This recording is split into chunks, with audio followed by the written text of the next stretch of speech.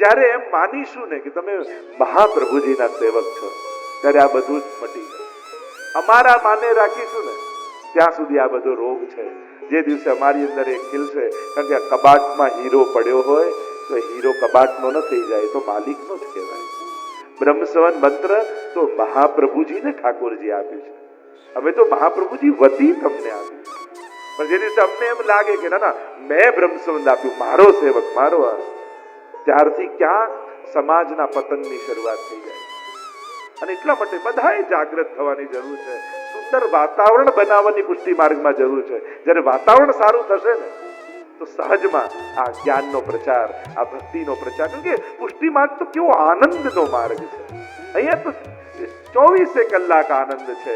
કહ્યું ને, દરેક વારને તમારે તહેવાર બનાવવો હોય ને તો ઘરે ઠાકોરજીને પધરાવી દેવાય, તો તમારા માટે દરેક વાર તહેવાર બની જાય. આજે આ ઉત્સવ, આજે આ તિથિ, આજે આ મનોરથ, આજે આ કેવો આનંદનો માર્ગ. અને આપણે આવા આનંદના માર્ગમાં ક્યાં ફસાઈ ગયા? અડાય નહીં, ખવાય નહીં, જવાય નહીં. આ ત્રણ જેને આવડે વૈષ્ણવ. શું ના કરાય એ બધાને ખબર, અને શું કરાય કોઈને ખબર.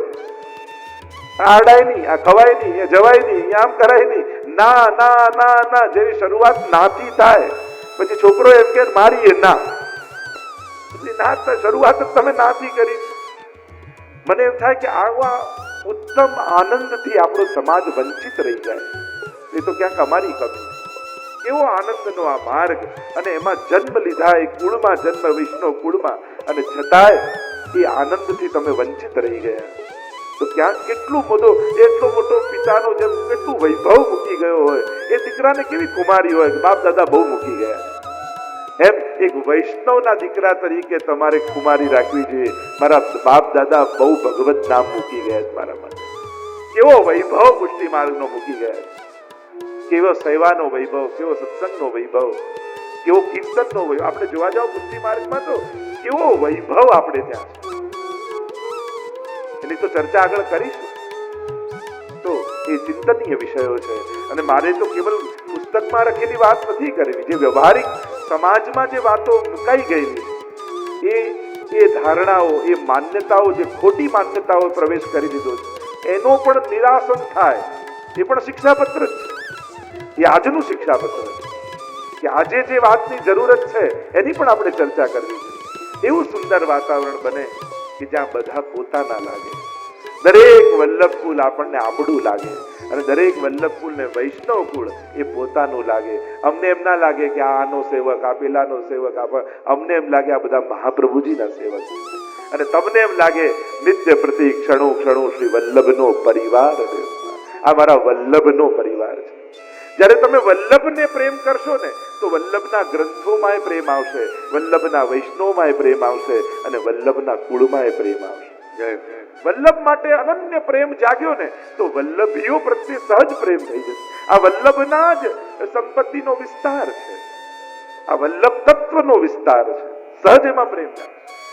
સાચા અર્થમાં જે મહાપ્રભુજીને પ્રેમ કરે છે એ આ બધાને સહજમાં પ્રેમ કરતો થઈ જશે.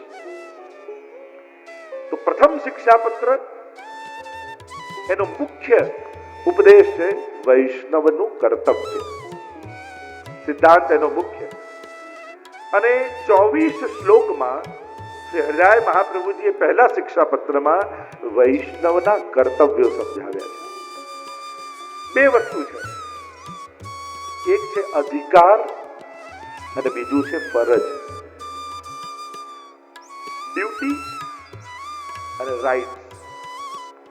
વૈષ્ણવ તરીકે મારા રાઈટ શું છે, મારા અધિકાર શું છે. જેમ ભારતના નાગરિક તરીકે, એક ભારતવાસી તરીકે તમારી સામે બે વસ્તુ આવે. એક ભારતીય તરીકેના તમારા હક, અને બીજું ભારતીય તરીકે તમારી ફરજ. અત્યારે તકલીફ આપણા બધાની એ છે, ફરજ પ્રત્યે આપણે બધા જ ઉદાસીન હોઈએ છીએ, અને હક માટે આપણે બધા લડાઈ કરવા તૈયાર થઈ જઈએ, આંદોલનો કરવા તૈયાર થઈ જઈએ.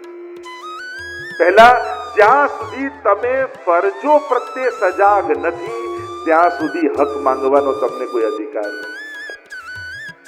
ગાંધીજીને એક પ્રશ્ન કર્યો હતો કે હક વધારે મહત્વનું કે ફરજ વધારે મહત્વની?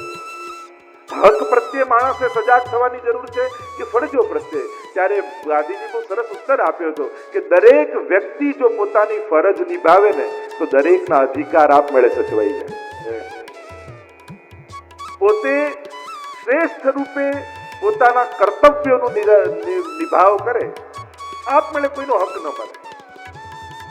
અને ભારતીય સંસ્કૃતિ અને પાશ્ચાત્ય સંસ્કૃતિનો મૂળભૂત ફરક અહીંયા છે કે પાશ્ચાત્ય સંસ્કૃતિમાં હક માટે સજાગ કરવામાં આવે અને ભારતીય સંસ્કૃતિમાં ફરજ માટે સજાગ કરવામાં આવે. તમે એમ કહો કે દીકરા તરીકે મારા હક, પણ પહેલા ભારતીય સંસ્કૃતિમાં એ પ્રશ્ન કરાય કે દીકરા તરીકેની તે ફરજો નિભાવી? એક વિદ્યાર્થી તરીકે મારા હક, પણ વિદ્યાર્થી તરીકે તે તારી ફરજ નિભાવી છે? એક નાગરિક તરીકે મારા હક, પણ નાગરિક તરીકે તે તારા ફરજો નિભાવી છે? એક વૈષ્ણવ તરીકે મારા હક, પણ વૈષ્ણવ તરીકેની તે તારી ફરજો નિભાવી? બસ આ બેનું ચિંતન છે. અત્યારે રાઇટ્સ માટેની વધારે ચર્ચા થાય, આ રાઇટ્સ, આ મારા અધિકાર, આ મારા અધિકાર. પણ આજે સમાજને આપણે પ્રશ્ન કરવો પડે કે તમે તમારા હક પ્રત્યે સજાગ જેટલા છો એટલા તમારી ફરજો પ્રત્યે તમે સજાગ છો? અને ફરજો પ્રત્યે જો ઈમાનદાર નથી તો હક માંગવાનો અધિકાર નથી. બસ આજના અત્યારના સમયના સમાજમાં આ વિચારધારાને સમજવાની બહુ જરૂર છે. અહીંયા વૈષ્ણવના કર્તવ્યો સમજાવ્યા. એક વૈષ્ણવના લક્ષણ શું, કર્તવ્યો શું? 10 કર્તવ્યોની વાત કરી. સાર રૂપે જો જોઈએ તો 10 લક્ષણો, 10 કર્તવ્યોની વાત કરી. પહેલું, લૌકિક વૈદિક કાર્યોમાં કાપટ્ય ભાવથી એનું વર્તન. બીજું, વચનોનો નિરોધ, વાણીનો નિગ્રહ.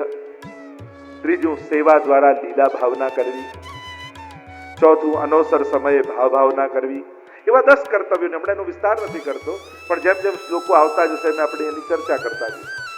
મુખ્ય 10 કર્તવ્યોની વાત કરી કે વૈષ્ણવ તરીકે આ 10 કાર્યો તમારે કરવાના, યા આ લક્ષણો તમારી અંદર હોવા જોઈએ, અથવા આ પ્રકારની વૃત્તિ તમારી અંદર હોવી જોઈએ, એની ચર્ચા. આવો પહેલા શ્લોકનું આપણે બધા જ મળીને ગાન કરીએ. હરિરાયજીની વાણી છે. હરિરાયજી આપણા બધાના હૃદયમાં બિરાજે અને એ જ ઉચ્ચારણ કરે અને એની ભાવના આપણા હૃદયમાં હૃદયારૂઢ થાય એવો ભાવ કરે. શ્રી હરિરાય મહાપ્રભુજી જય. સદોદ્વિગ્ન મના કૃષ્ણ દર્શને કૃષ્ણ માનસ લૌકિકમ વૈદિકમ ચાપી કાર્યમ કુર્વન્નસ્તયા. એક સાથ આપણે બધા સદોદ્વિગ્ન મના કૃષ્ણ દર્શને કૃષ્ણ માનસ લૌકિકમ વૈદિકમ ચાપી કાર્યમ કુર્વન્નસ્તયા.